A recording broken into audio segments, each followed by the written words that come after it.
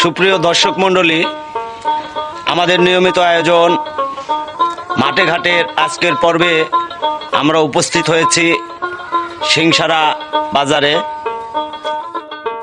আমার এই চ্যানেলে নিয়মিত বাংলাদেশের কৃষক, কৃষি, শ্রমজীবী মানুষ সহ সকল শ্রেণী পেশার মানুষদের নিয়ে তাদের চিন্তাভাবনা, তাদের সুযোগ সুবিধা সব কিছু নিয়ে নিয়মিত ভিডিও আপলোড করি।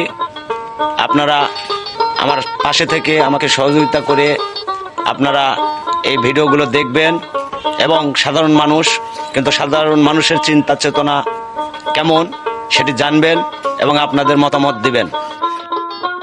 আমরা এইখানে একজন শ্রমিক ভাইকে পেয়েছি, আমরা এখন তার সঙ্গে কথা বলবো।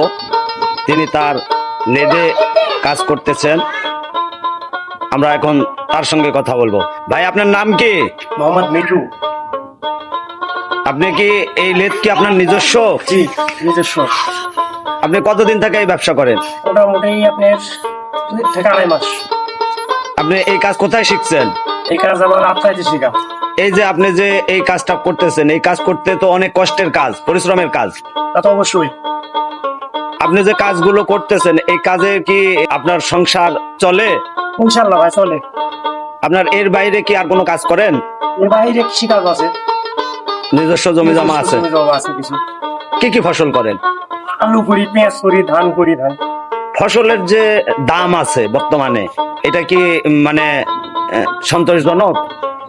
ফসলের দাম এবার একটু যাই হোক কমই আছে বর্তমান। আলু পেঁয়াজ এগুলো মিলে কমই। ধানের বাজার যা আছে এটা ঠিকই আছে, সমস্যা নাই। সারের দাম একটু বেশি এখন বর্তমানে, ওই পাওয়া যাচ্ছে না। আগামী কিছুদিন পরে তো নির্বাচন, এই নির্বাচনে কাকে ভোট দিবেন বলে সিদ্ধান্ত নিয়েছে? এটা আপাতত রেজাল্ট যাই ভালো দেখাবে তাকেই ভোট দেওয়ার সিদ্ধান্ত করতেছি। মানে কোনো দলকে যে ভোট দিবেন এরকম কোনো সিদ্ধান্ত নাই? না। কাকে ভোট দিলে ভালো হবে মনে হচ্ছে? আপাতত মোটামুটি আমার তরফ থেকে আমি বিএনপি ভালোবাসি, বিএনপি কি ভোট দেওয়ার সিদ্ধান্ত করতেছি। ধন্যবাদ মিটন ভাই। প্রিয় দর্শক মণ্ডলী, আমরা এতক্ষণ কথা বললাম সিংসারা গ্রামের, সিংসারা বাজারের একজন লেদ মালিক এবং কর্মচারী, পাশাপাশি কৃষক মিটন ভাইয়ের সঙ্গে। আমাদের মিটন ভাই ওনার সুন্দর মতামত দিয়েছেন। উনি একটি কথা বলেছেন, ফসলের দাম কম, সার অপ্রতুল, ন্যায্য মূল্যে সার পাওয়া যাচ্ছে না, ডিলারেরা সার নেওয়ার পরেও ন্যায্য মূল্যে সার দিচ্ছে না, কৃষকেরা খুব সমস্যার মধ্যে আছে। আগামী কিছুদিনের মধ্যেই অত্র এলাকায় যে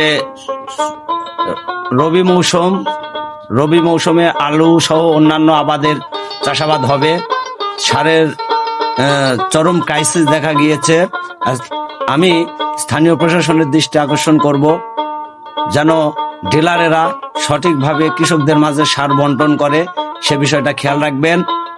নিয়মিত এরকম কৃষি এবং কৃষক ভাইদেরকে নিয়ে ভিডিও পেতে আমার এই ভিডিওগুলো লাইক, কমেন্ট, শেয়ার করবেন, আমাকে উৎসাহ দিবেন, আমি যেন কৃষি, কৃষক এবং এলাকার উন্নয়নের জন্য কাজ করতে পারি।